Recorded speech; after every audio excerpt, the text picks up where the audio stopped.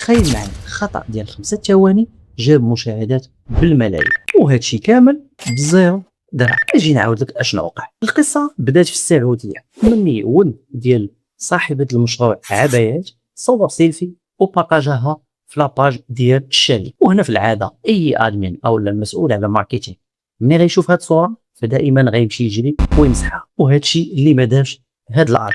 وهذا الشيء من بعد ما شاف ان المشاهدات كثيره على هاد الصوره هذه، والناس كيكومونطيو بزاف، بحيث الناس عشقوا العفويه. في ظرف 24 ساعه الماركات العالميه ركبوا على هاد الموجه.